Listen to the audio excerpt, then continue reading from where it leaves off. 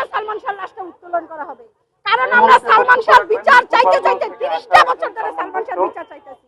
বিচার দিবে না কিন্তু বিচারের নামে কেন এরকম প্রহসন করবে সরকার আমাদের সাথে?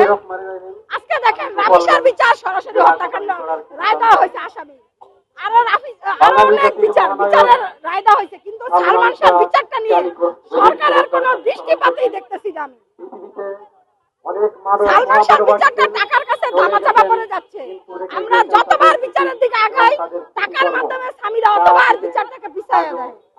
তখন আসামিকে গ্রেফতার করলো না। উনি তো সালমান শাহর একক স্ত্রী না, উনি তো 4-5 জনের স্ত্রী। বর্তমানে আগে থেকে উনি 4-5 জনের সাথে জীবন কাটাতো, উনি একজনের স্ত্রী না। স্ত্রী হলে জনের সাথে তার বিছানা রিলেশন ছিল, এমনকি আজিজ মাহমুদ ভাইয়ের সাথে তার লাস্ট রিলেশন ছিল। এই কোনটা সে আজিজ মাহমুদ ভাইকে দিয়ে করাইছে। রানা বলেছে ঠিক আছে অবশ্যই আপনি আসেন, তুমি আসো দেখি কি হয়েছে তোমাদের মাঝে। যেই মানুষটা আগের দিন রাত্রে সিলেট থেকে এসে রওনা দিতে চাইছে সেই মানুষটাকে তারা পরিকল্পিতভাবে হত্যা কি করে নাই?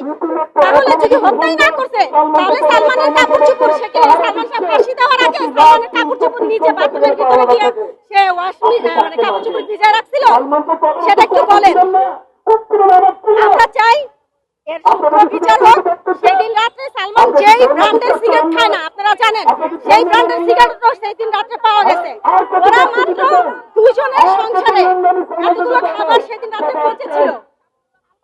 তারপরে আমি সামিরাকে বলতে চাই, তুমি যদি এত সতী সাবিত্রী একটা মেয়ে হয়ে থাকো তাহলে তুমি কেন একে একে পরপর সালমান শাহ মারা যাওয়ার পরে তোমরা কেন মানে এতগুলি বিয়ে, তুমি তোমার কেন 2-3টা বিয়ে করতে হলো?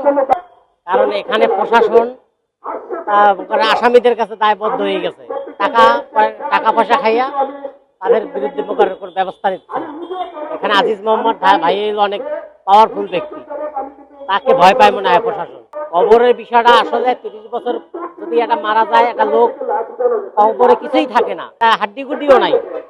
আমি মনে করি এই লোকটাকে নিয়ে টানাচড়া না করে আগের রেডিমেড যেগুলো প্রমাণ আছে এগুলোর উপরে রিপোর্ট দেওয়া হোক। এগুলো সমস্যার সমাধান ক্লিয়ার হয়ে গেছে, শুধু প্রশাসন ঘোলা পানিতে স্বীকার করতেছে না। আমরা যতদিন বিচার না হয় ততদিন পর্যন্ত আমরা থাকবো মাঠে। 30 বছর না, যদি 50 না 100 বছরও লাগে আমরা আছি, যতদিন বেঁচে থাকবো। এখানে যারা আসামি আজিজ মোহাম্মদ ডন, আজিজ মোহাম্মদ ভাই, সামিরা, এগুলো সব টাকা পয়সাওয়ালা ব্যক্তি। তারা মানুষকে ওই টাকা পয়সা দিয়ে মুখ বন্ধ করে রাখে। আর আমাদের প্রশাসন মনে হয় টাকার পাগল, তার জন্য এই বিচারটা হচ্ছে না। আসলে আলবির মুক্তির বিষয়টা ওরকম না। আমি চাচ্ছি যে আইন কেন 2 চোখে দেখবে।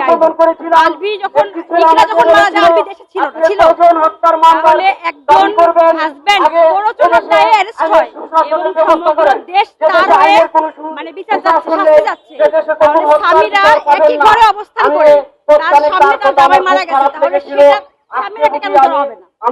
যদি স্বামীরাকে না ধরা হয় আলবিকে মুক্তি দিতে হবে।